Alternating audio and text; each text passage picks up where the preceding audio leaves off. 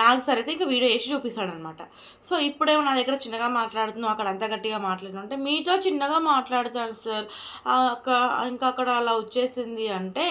So voice అనేది మార్చుకున్నాం అనుకో, మాటలు అనేటివి మార్చుకున్నాం అనుకో, అప్పుడు నీకు థమ్స్అప్లు వస్తాయి, థమ్స్అప్ డౌన్లు రావు. సో నీ వాయిస్ నువ్వు ఈ హౌస్లో ఉండాలా బయటికి వెళ్ళాలనేది డిసైడ్ చేస్తుంది. కాబట్టి నువ్వు కొంచెం మారాలి అని చెప్పేసి అంటాడు అనమాట నాకు సార్. ఇంకా తను చెప్తుంది, నేను అందరినీ కమెంట్ చేయడమే కానీ తగ్గి ఉండడం, తగ్గి మాట్లాడడం ఏడ లేదు. సో అందుకు నా వాయిస్ అట్లా వస్తుంది అంటే, అది నీ ఇంటి దగ్గర నడుస్తుంది, ఈడ నడవది అన్నట్టుగా నాకు సార్ అయితే ఇచ్చి పడేసినట్టుగా చెప్పిండనమాట. మరి వాళ్ళు ఎట్లా తీసుకురామో పక్కన పెట్టాలి. తర్వాత దివ్యత లొల్లి ఏంది, కూర దగ్గర లొల్లి, ఫుడ్ మానిటర్ బాగాలేదని చెప్పేసి లొల్లి, ప్రతి దానికి లొల్లి. ఈమె లొల్లిని మరి నాకు సార్ సపోర్ట్ చేసినట్టుగా మాట్లాడిండా, దివ్యకి ఈమెకి కంపేర్ చేస్తే కనుక సపోర్ట్ చేసి మాట్లాడిండా, సపోర్ట్ చేయకుండా మాట్లాడిందని మీరే చెప్పండి. ఇప్పుడు దివ్య ఆ కూర ఏదైతే ఉందో 16 మందికి సమానంగా రావాలి చెప్పేసి ఆమెనే అందరికీ వడ్డిస్తుందంట. సరే, ఆ రూల్ ఈమె పెట్టిన రూల్ అనమాట, అది బిగ్ బాస్ పెట్టిన రూల్ కాదు. సరే, ఆ రూల్ హౌస్లో కొత్తగా వచ్చిన వైల్డ్ కార్డ్ ఎంట్రీస్ తెలుసా అంటే తెలియదు. ఇలా మాధురికి దివ్యకి లొల్లైన తర్వాత తెలిసిందంట. మరి ఇప్పుడు ఆమె ఫుడ్ ఏదైతే ఉందో, ఆమెకు సంబంధించిన ఏ ఫుడ్ అయితే ఏదైతే ఉందో అది ఆమెకు సంబంధించిన విషయం, దివ్యకి సంబంధించిన విషయం, మాధురికి సంబంధం లేదు కదా. సో ఇంతే కూర వేసుకో, నువ్వు ఇంతే కూర వేసుకో, అడిగి వేసుకుంటే అయిపోయేది. సో నువ్వు అడగకుండా వేసుకొని ఫుడ్ మానిటర్ నచ్చలేదు, అది నచ్చలేదు, ఇది నచ్చలేదు అని చెప్పేసి ఒరుడే తప్పు. సో నాకు సార్ కూడా తప్పు అని అన్నట్టేమో అనిపిస్తుంది నాకు ఈ విషయంలో. అండ్ మళ్ళీ ఏమంటుంది అంటే, ఆమెకి ఇష్టం వచ్చిన వాళ్ళకే మంచిగా వేస్తుంది అని చెప్పేసి అంటుంది. సో ఇంకా దివ్య ఏమంటుంది, ఎవరో చెప్పు అంటే, నువ్వు బర్నీ గారికి ఎక్కువ కూర వేసినావు అని చెప్పేసి అంటుంది. సో నువ్వు బర్నీ గారి గిన్నె మీద పెట్టినంత కాన్సన్ట్రేషన్ నువ్వు నా గిన్నెలో కూడా పెట్టుంటే బాగుండేది అని చెప్పేసి దివ్య అంటుంది అనమాట. సో అట్లా అన్నాకలా నేను బర్నీ గారికి నేను ఏదైతే ఫుడ్ కర్రీ ఇచ్చిందో ఆయనకు ఎక్కువ ఇచ్చిన, నేను తక్కువ తింటా కర్రీ. సో నా వంతు నేను ఆయనకు ఎక్కువ ఇచ్చిన, అది నా ఇష్టం, నాకు సంబంధించిన విషయం, మీ ఫుడ్ ఇస్తే మీరు అనాలి అని చెప్పేసి ఇంకా దివ్య అంటుంది అనమాట. సో నాకు సార్ మరి ఇక్కడ ఏమన్నాడు అంటే, సరే దివ్య ఏదైతే కర్రీ ఉందో నువ్వు హౌస్లో అందరికి వంచవచ్చు కదా అంటే, అది నాకు సంబంధించిన విషయం కదా సార్, నా ఫుడ్ కదా, నా ఇష్టం, నేను హౌస్లో ఎవరికి వంచాలనుకుంటే వాళ్ళకే వంచుతా, అందరికి ఎందుకు వంచుతా అని చెప్పేసి ఉంటుంది అనమాట. ఆయన ఫ్రూట్స్ నేను తింటున్నా, మరి అప్పుడు ఎవరు అడగరే హౌస్లో ఉన్న వాళ్ళంటే సరే అని చెప్పేసి ఇంకా దివ్యల మాధురి ఏమంటారు రేషన్ మేనేజర్ అవ్వాలి. సో దివ్య వద్దు, చేంజ్ చేద్దాం. సరే, మీరు ఇద్దరు 5 క్వశ్చన్స్కి సమానంగా మ్యాచ్ అయితే దివ్యల మాధురి హౌస్ రేషన్ మేనేజర్ అవుతుంది అని చెప్పేసి నాగ్ సార్ అంటారు అనమాట. ఇంకా నాగ్ సార్ అనేసరికి హౌస్లో ఎన్ని చపాతీలు చేస్తున్నారంటే 48, అండ్ ఈమె కూడా అదే రాస్తుంది అనమాట. ఎన్ని కప్పులు అన్నం వండుతున్నారంటే 4 కప్పులు అన్నం అని చెప్పేసి. అండ్ ఇంకేదో క్వశ్చన్ అడుగుతాడు అనమాట నాగ్ సారు, ఒక నిమిషం, ఎన్నిసార్లు చాయ్ పెడతారు అని చెప్పేసి, అండ్ ఎన్నిసార్లు ఎంత షుగర్ వాడతారు వారంకి అని చెప్పేసి ఇట్లా క్వశ్చన్ అడుగుతూ ఉంటే ఆమె క్వశ్చన్లు మ్యాచ్ అయిపోతాయి. నెక్స్ట్ రేషన్ మేనేజర్ వచ్చేసి ఇంకా దివ్యల మాధురి రేషన్ మేనేజర్ ఉండాలి హౌస్లో ఎంతమంది కోరుకుంటున్నారు అన్నప్పుడు ఆల్మోస్ట్ 10-15 మంది 10 మంది అట్లా 9 మంది 10 మంది చేతులు రేజ్ చేస్తారు. అండ్ దివ్య కూడా రేజ్ చేస్తారు అనమాట. నువ్వు ఎందుకు కోరుకుంటున్నావు అంటే, ఆ ఫుడ్ రేషన్ మేనేజర్ అనేది ఎంత టఫెస్ట్ టాస్క్ అనేది నాకు తెలుసు, అక్కడ ఉండే వాళ్ళకి తెలుస్తుంది కాబట్టి ఆమె ఉండాలి, ఆమెకు తెలియాలి అని చెప్పేసి నేను కోరుకుంటున్నా.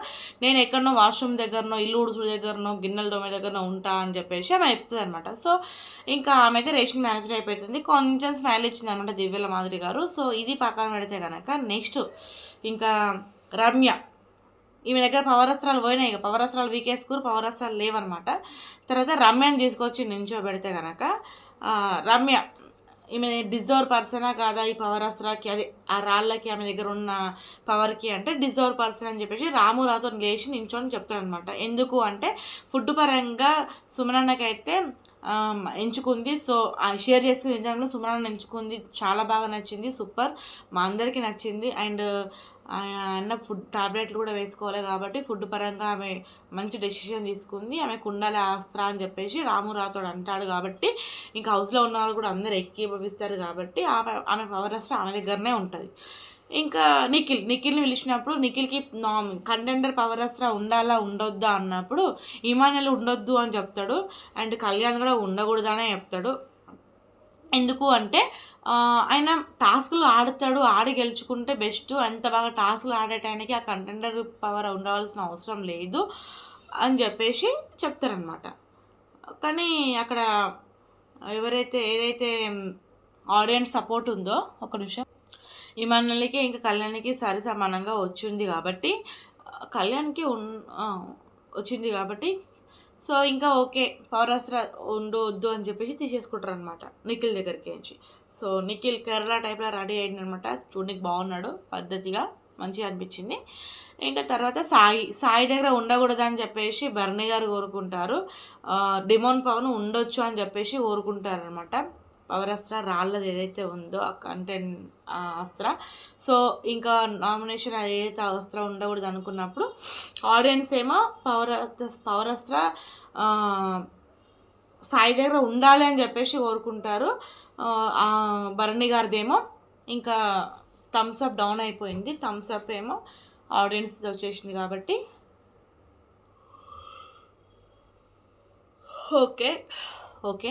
ఇంకా ఇప్పుడు పవర్ అస్త్ర ఎవరికి ఉన్నాయంటే సాయికి, రమ్యకి అండ్ ఇంకో ఉన్నారు ఆయుష నించోబెడితే ఆయుష డిజర్వ్ పర్సన్ అని చెప్పేసి తనుజ చెప్పిందనమాట. ఎందుకు అంటే ఆమె బయట ఏం జరుగుతుందో అది హౌస్లో ఉన్న వాళ్ళకి తెలిసేటట్టుగా నామినేషన్లో పాయింట్లు పెట్టి చేసింది కాబట్టి ఆమె దగ్గర అది ఉండాలి అని చెప్పేసి తనుజ చెప్తుంది. అండ్ రీతు ఏం చెప్తుంది అంటే ఫస్ట్ పవర్ అస్త్ర ఉంటే నాకేం ప్రాబ్లం లేదు, ఉండొచ్చు సార్ అని చెప్తే, తర్వాత నేను గేమ్ పరంగా చాలా స్ట్రాంగ్ కాబట్టి అది కంటెండర్ టాస్క్ వెళ్ళినప్పుడు ఇంత స్ట్రాంగెస్ట్ పర్సన్ నేను ఎంచుకోను కాబట్టి నువ్వు ఏమైనా సరే నేను నిన్ను ఎంచుకోను, నువ్వు చాలా గట్టిగా ఆడుతావు అని చెప్పేసి నన్ను అన్నది. సో ఆ విధంగా తను డిజర్వ్ కాదు, సో ఉండకూడదు అనుకుంటున్నాను అని చెప్పేసి చెప్తుంది అనమాట. ఎగ్జాంపుల్ నేనే అని చెప్పేసి కూడా అంటుంది. సో నువ్వు ఫస్ట్ ఉండొచ్చు అన్నావు, తర్వాత ఉండకూడదు అనుకుంటున్నావు, రెండు మాటలు నువ్వే మాట్లాడుతున్నావు రీతు అని చెప్పేసి నాకు సార్ అంటారు.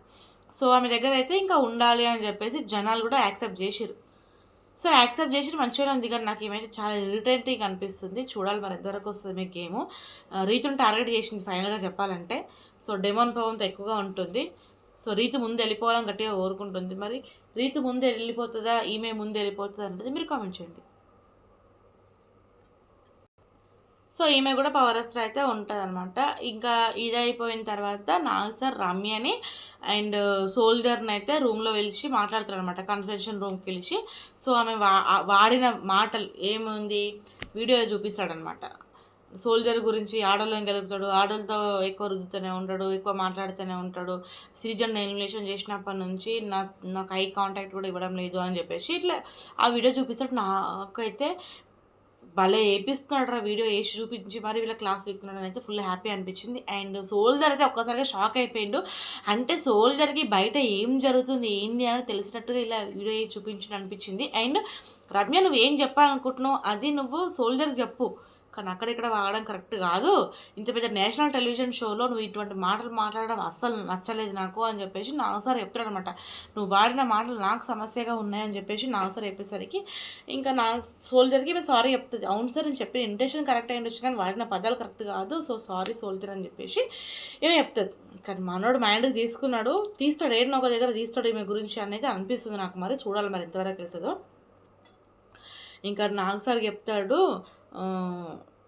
మన సోల్జర్, సార్ నేను నా ఇంటెన్షన్ రాంగ్ కాదు, నేను ఉంటున్న పద్ధతి రాంగ్గా అనిపించవచ్చు, మేమందరం ఒకటే ఏజ్ కాబట్టి అట్లా అనిపించి నేను అందరితో క్లోజ్గా ఉంటున్నా అని చెప్పేసి మనోడు చెప్తాడనమాట. సో ఇంకా ఆడియన్స్ వీళ్ళిద్దరిది తీసుకుంటే ఓటింగ్ ఎలా ఉంటుందంటే 50-50 కొంచెం పాజిటివ్ కొంచెం నెగిటివ్ ఉంది, మరి చూసుకో అని చెప్పేసి ఇంకా సోల్జర్కి చెప్తాడనమాట. సో అలా అయిపోయిన తర్వాత ఎవరికి మన డెమోను అండ్ రీతు ఇద్దరిని పిలిచి అబ్బా ఏం అడుగుతాడురా బాబు, నాకైతే నిజంగా ఏమన్నా ఫీల్ అనిపించిందా, సూపర్ అడుగుతున్నావు నాకు మామ అనిపించింది. వీడియో వేసి మరీ చూపిస్తాడు, 2-3 వీడియోలు వేసి మరీ చూపిస్తాడు అనమాట. అండ్ రమ్య అండ్ డెమోన్ మాట్లాడుకునేది ఏంటి లవ్ చేస్తున్నావు అని చెప్పేసి ఆ వీడియో ఉంది కదా అదే వేసి చూపిస్తాడు. అండ్ ఇంకొకటి నేను ఎవరి గురించి సాక్రిఫైస్, ఎవరి గురించి ఎవరేం సొంతం కాదు అనేది అదొక వీడియో. సో ఇంకా ఫైనల్గా వీళ్ళని అడుగుతాడనమాట, ఏంటి ఇప్పుడు నేను మీ నుంచి వినాలనుకుంటున్నా, మీరు ఏం చెప్పాలనుకుంటున్నారో ఎప్పుండి అన్నప్పుడు గేమ్ పరంగా నాకు నేను ప్రయారిటీ ఇచ్చుకుంటాను, తర్వాతనే నేను వినకని చెప్తాను డెమోన్కి అని చెప్పేసి ఇంకా మాట్లాడుతుంది రీతు. ఇంకా ఈయనేం చెప్తాడు, వాళ్ళు బయట నుంచి వచ్చి మమ్మల్ని టార్గెట్ చేసినట్టుగా మాట్లాడుతున్నారు, టార్గెట్ చేసినట్టుగా అంటున్నారు అని ఇద్దరు చెప్తారనమాట. సో అందుకు నేను వాళ్ళ దగ్గర ఏముంది అని చెప్పి తెలుసుకోవడానికి నేను అట్లా మాట్లాడాల్సి వచ్చింది వాళ్ళ దగ్గరికి పోయి అని చెప్పేసి డిమోన్ అంటాడనమాట. సో ఏదేమైనా పక్కన పెడితే వీళ్ళిద్దరు నిజంగా లవ్ చేసుకుంటున్నారా? కామెంట్ చేయండి. ఎందుకంటే నాగమామ కూడా చెప్పిండు, వీళ్ళు కూడా చెప్తున్నారు ఇద్దరికి ఒకరంటే ఒకరికి బాగా ఇంట్రెస్ట్ ఉందంట. అండ్ ఎక్కువ ఫీల్ అయిపోతున్నారు. అంటే రీతు మాత్రం హౌస్ మట్టుకి రీతుతో ఉంటే చాలా కంఫర్టబుల్గా ఉంటాను డెమోన్ చెప్తున్నాడు. డెమోన్తో కంఫర్టబుల్గా ఉంటాను రీతు చెప్తుంది. మరి బయటికి వెళ్ళిన తర్వాత ఏంటి, హౌస్లో ఉన్నంతసేపే ఓకేనా అని చెప్పేసి నాకు సార్ అడిగిండు. ఇద్దరు నవ్విర్రు. ఒక మాటలో చెప్పాలంటే వీళ్ళిద్దరు కంటెంట్ గురించి అంతా చేస్తున్నారన్న సంగతి అందరికీ తెలుసు. తెలిసినాక కూడా కావాలని చెప్పేసి మళ్ళీ ఓవర్ యాక్షన్ చేస్తున్నారని నేనైతే అనుకుంటున్నా. మీకు ఎంతమందికి వీళ్ళు ఓవర్ యాక్షన్ చేసిర్రు అనేది కామెంట్ చేయండి. ఎందుకంటే ఆల్రెడీ శ్రీజ చెప్పింది. నా వాయిస్ నా నోరు ఎట్లెట్లా వస్తుంది దొడ్డుగా, వాయిస్ కూడా మొత్తం మారిపోయింది. సో వీళ్ళు కంటెంట్ గురించి ఇట్లా చేసిరు అనిపిస్తుంది.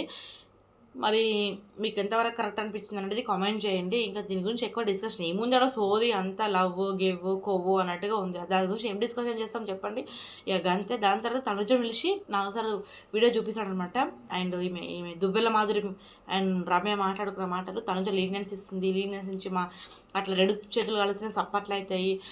తనుజ అట్లా రుద్దించుకున్నాడు చేసుకున్నాడు అయితే తనుజ వల్లనే జరుగుతుంది. తనుజ యాక్సెప్ట్ చేస్తుంది కాబట్టి, అక్కడ నుంచి ఏదో ఇచ్చింది కాబట్టి నేను ఇట్లా ప్రవర్తిస్తున్నాడు. ఇదంతా వీడియో చూపిస్తాడు అనమాట నాకు సార్. తనుజ కూడా షాక్ అయిపోతుంది. ఇక నామినేషన్స్కి గట్టిగానే పాయింట్లు ఇచ్చినట్టు అనిపిస్తుంది నాకు వీళ్ళకి వీకెండ్లో రమ్య మీద. మీరేమంటారో కామెంట్ చేయండి.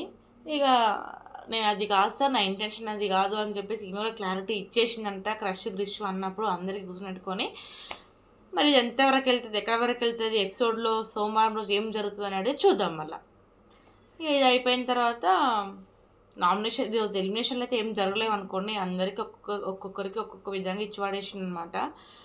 తర్వాత వీడియో ఇంకొకరికి చూపించిండు. అండ్ ఇమాన్యుయల్ లేపిండు అనమాట. ఇమాన్యుయల్ ఫుడ్ పరంగా కొంచెం గోలగోల వేసిండు కదా, ఫుడ్ దొంగతనం చేసి తిన్నారు, ఐస్ క్రీమ్ దొంగతనం చేసి తిన్నారు హౌస్లో కొంతమంది. సో ఆ వీడియోలు కూడా ఏమి చూపించలేదన్నమాట. సో ఇమాన్యుయల్కి అయితే ఇంకా ఇమాన్యుయల్ ఆట తీరు అంతా బాగుందా లేదా, ఆడియన్స్ ఓటింగ్ ప్రకారము 100% వస్తుంది అనమాట ఇమాన్యుయల్ గురించి. ఆయన మాట్లాడే విధానం కానీ, ఆట విధానం కానీ, ఎంటర్టైన్మెంట్ కానీ, ఇదంతా ఆడియన్స్ ఎలా చూస్తున్నారంటే 100% వస్తే కనుక నీకు ఫుడ్ వస్తుంది అని చెప్పేసి నాకు సరే చెప్తారనమాట. అండ్ నాకు ఫుడ్ కూడా వస్తుంది అనమాట. ఆ ఫుడ్ నువ్వు బలవంతంగా తనజోకి తినిపించాలి అని చెప్పేసి నాకు సరే చెప్తాడు అనమాట. ఇంకా ఫుల్ హ్యాపీ అయిపోయిండు మనోడు. ఇక ఫుడ్ అయితే ఆఫర్ వచ్చేసింది. ఇంకేమైనా జరిగిందా, ఇంతే జరిగిందా హౌస్లో? అండ్ ఈ వారం ఎవరు ఎలిమినేట్ అవుతున్నారు అనేది కామెంట్ చేయండి. ఈ వారం ఎలిమినేట్ అయ్యేది భరణి అన్న అని చెప్పేసి ఇన్స్టాలో బాగా ట్రోల్స్ వస్తున్నాయి. మరి భరణి అన్న ఎలిమినేట్ అయితే పవరాస్త్ర ఇమాన్యుయల్ వాడతాడా లేదనేది కూడా సస్పెన్స్ అనమాట. ఎపిసోడ్ చూస్తే తెలుస్తుంది. ఈ సాటర్డే ఎపిసోడ్ ఇంతే. అండ్ గౌరవ్ ఎంతమందికి క్యూట్గా అనిపిస్తున్నాడో కామెంట్ చేయండి. నాకు గౌరవ్ని చూస్తూ ఉంటే యావర్ గుర్తుకొస్తున్నాడు. యావర్ తీరు కూడా ఇట్లనే ఉందన్నమాట.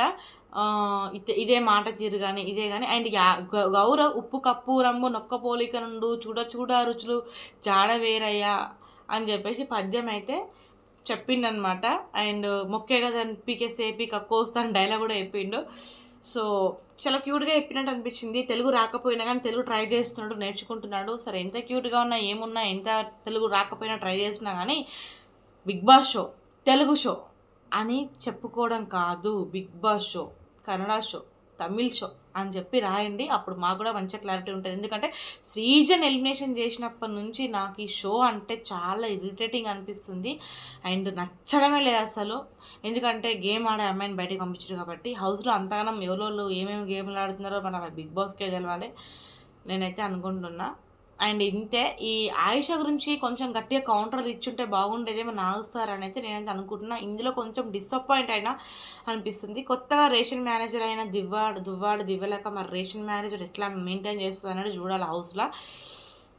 అండ్ ఎపిసోడ్ ఇదేనండి. ఇంకా ఏమైనా పాయింట్స్ మిస్ అయితే కనుక షార్ట్ వీడియోలు చేసి పెడతానే ఉంటా. ప్లీజ్ అస్సలు మిస్ అవ్వకుండా నా షార్ట్ వీడియోస్, లాంగ్ వీడియోస్ చూడండి, సపోర్ట్ చేయండి, వీడియోని లైక్ చేయండి, ఛానల్ని ముందుకు తీసుకెళ్ళండి ఫ్రెండ్స్. ఓకేనా? By by, Tata, good night, sweet dreams. ఏమైనా పాయింట్స్ మర్చిపోతే కనుక షార్ట్ వీడియో చేస్తా.